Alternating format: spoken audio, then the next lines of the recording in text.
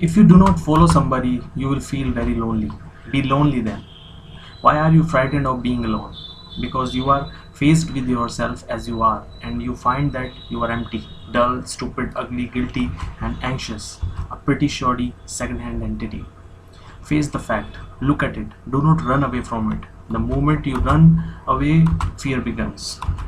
In inquiring into ourselves, we are not isolating ourselves from the rest of the world. It is not an unhealthy process. Man throughout the world is caught up in the same daily problems as ourselves. So in inquiry into ourselves, we are not being in the least neurotic, because there is no difference between the individual and the collective. That is an actual fact. I have created the world as I am, so don't let us get lost in this battle between a part and the whole. I must become aware of the total field of my own self, which is the consciousness of the individual and of the society.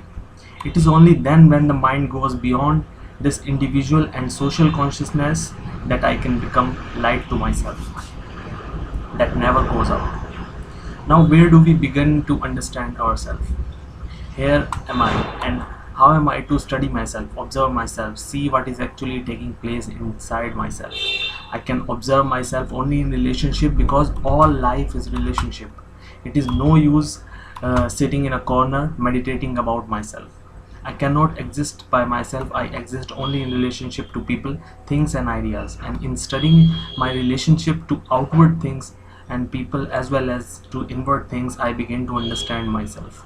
Every other form of understanding is merely an abstraction, and I cannot study myself in abstraction. I am not an abstract entity. Therefore, I have to study myself in actuality, as I am, not as I wish to be. Understanding is not an intellectual process. Accumulating knowledge about yourself and learning about yourself are two different things. For the knowledge you accumulate about yourself is always of the past, and a mind that is burdened with the past is a sorrowful mind. Learning about yourself is not like learning a language or a technology or in the present, and knowledge is always in the past. And as most of us live in the past and are satisfied with the past, knowledge becomes extraordinarily important to us. That is why we worship the erudite, the clever, the cunning.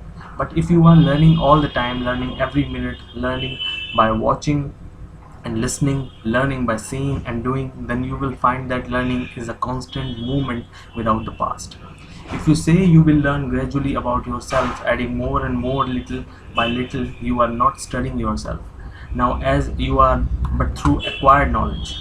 Learning implies a great sensitivity. There is no sensitivity if there is an idea which is of the past dominating the present. Then the mind is no longer quick, pliable, alert. Most of us are not sensitive even physically. We overeat, eat. We do not bother about the right diet. We oversmoke and drink so that our bodies becomes gross and insensitive. The quality of attention in the organism itself is made dull. How can there be a very alert, sensitive, clear mind if the organism itself is dull and heavy? We may be sensitive about the certain things that touch us personally, but to be completely sensitive to all the implication of life demand that there is be no separation between the organism and the psyche. It is a total movement. To understand anything, you must live with it. You must observe it. You must know all its content, its nature, its structure, its movement. Have you ever tried living with yourself? If so, you will begin to see that yourself is not a static state.